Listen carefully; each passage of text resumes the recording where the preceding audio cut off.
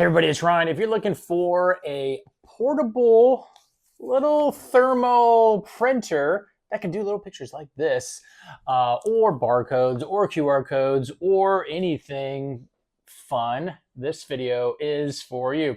So what we have here is a very small, compact little printer. This printer has a built-in battery. It does come with a USB to USB-C. Charges right there.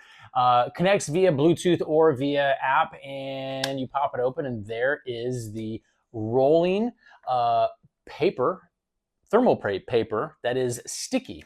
And it comes with 3 rolls like this.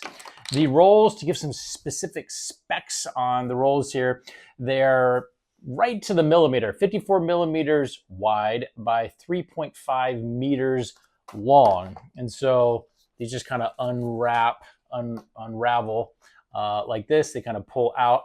There is a serrated blade that's built in right here. So when you're pulling paper out after, let's just say something's been taken a picture of, or you printed something, it tears off nice and neat.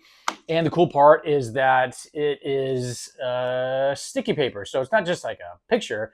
It's actually thermal paper that can be stuck to something. So if you're needing to, like a barcode or something, this is actual sticky paper that comes along with it.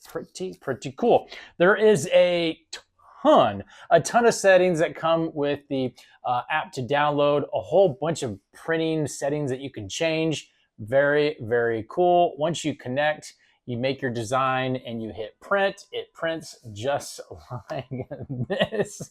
Very, very cool. You literally tear it off, and then there you go. This app has got way too many features to share here. You could adjust the density of the actual graphic.